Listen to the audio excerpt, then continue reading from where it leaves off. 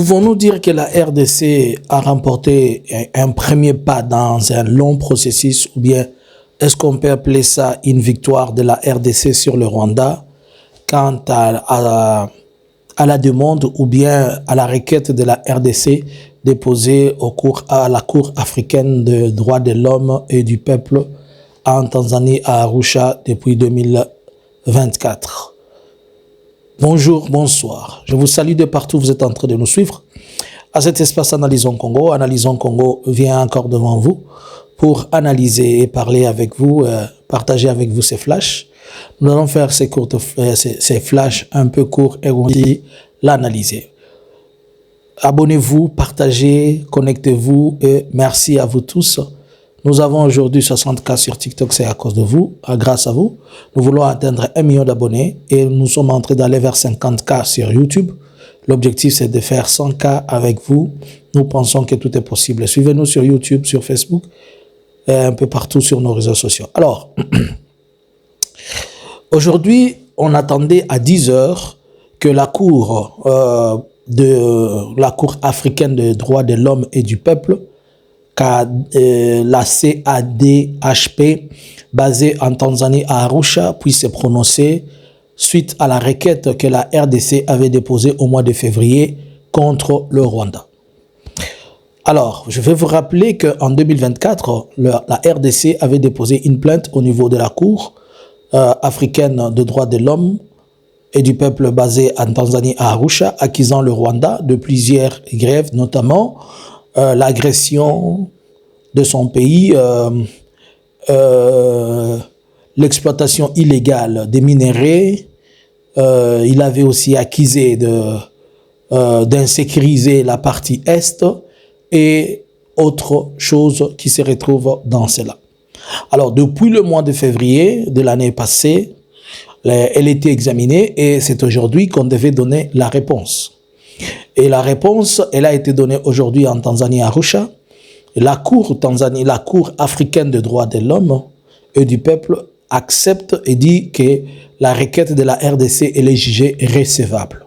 C'est-à-dire maintenant, la Cour doit examiner la demande de la RDC. Il donne aux deux parties, selon ce qui est dit de la Cour africaine des droits de l'homme, les deux parties ont chacun, pour le Rwanda, il a 90 jours à venir soit contester, c'est que cette recevabilité de la demande congolaise de pouvoir la traduire en justice, et la RDC, elle a 45 jours à présenter tous les éléments de preuve et tout ce qu'il faut pour ce qu'il est en train de prétendre, dire que le Rwanda a agressé, il a pillé, il a violé, il a fait tout ce que la RDC est en train de l'accuser. Alors, et c'est une victoire, nous pouvons dire que c'est un bon positionnement pour la RDC. La RDC est arrivée quand même à convaincre ses cours de droit des tribunaux de choses que le Rwanda opère et fait sur le sol congolais. Est-ce que ça couvre seulement la période de 2021-2023? Je pense que la Cour est partie trop loin, mais il s'est appuyé sur les éléments, les récents événements qui sont en train de passer entre la RDC et le Rwanda.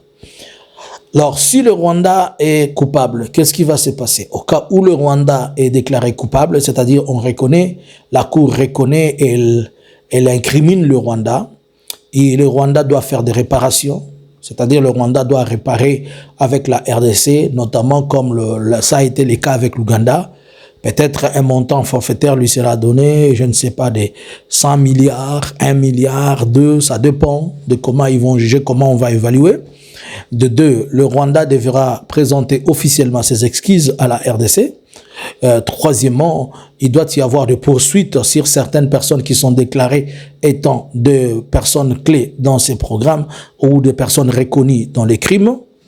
Quatrièmement, il risque de problèmes diplomatiques. La RDC peut stopper ses relations diplomatiques avec le Rwanda, étant reconnu coupable.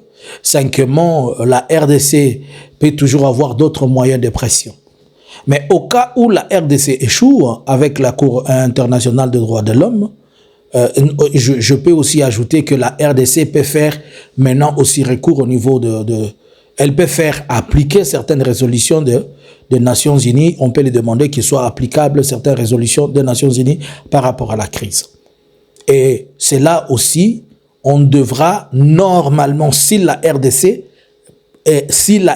avait obtenu la victoire, la première des choses, on devra dire au Rwanda de faire un pacte de non-agression définitive et de ne plus jamais agresser et d'accepter qu'il a agressé et de ne plus jamais agresser la RDC. Et ces choses sont possibles diplomatiquement, juridiquement, elle peut présenter des éléments, mais tout va partir avec la diplomatie. Et sur le plan diplomatique, il y a encore beaucoup de choses que la RDC doit mettre en place et beaucoup de lacunes, car le Rwanda peut présenter des éléments de preuve qui peuvent à suffisance démontrer que le Rwanda était dans ses droits internationaux de poursuite de gens, de ceux qui insécurisent son sol. Et cela peut handicaper cet aspect de l'agression. Mais par contre, s'il y a des éléments de viol et autres, on peut toujours incriminer le Rwanda. Mais si la RDC échoue, qu'est-ce qui va se passer? Si la RDC échoue, elle sera peut-être obligée d'aller dans d'autres instances.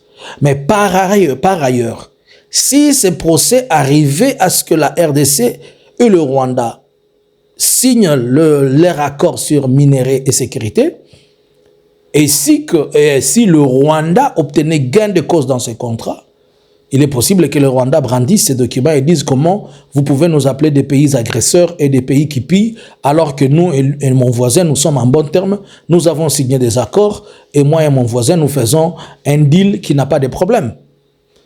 Et comment le Rwanda peut toujours se défendre, et la RDC va amener ses défenses. Mais à ce point où nous sommes, voilà un peu, nous pouvons dire que la RDC a quand même obtenu gain de cause, mais il faut aussi noter que la RDC devra avoir suffisamment de preuves, suffisamment aussi des avocats forts et capables de permettre à ce que le dossier soit bien préparé pour le camp de la RDC. Selon ce que vous connaissez de la diplomatie de la RDC, pensez-vous que la RDC pourra obtenir gain de cause à Arusha? Point d'interrogation. Est-ce que la diplomatie congolaise elle est avantageuse pour le Congo pour le moment? Point d'interrogation. Le Rwanda sera-t-il accusé comme l'Ouganda? Et le Rwanda sera-t-il obligé de payer des dommages comme l'Ouganda? Point d'interrogation. Nous gardons un œil et nous viendrons après pour vous dire comment les choses évoluent. Bonjour, bonsoir. J'attends votre commentaire. Que pensez-vous de cela? Bonjour.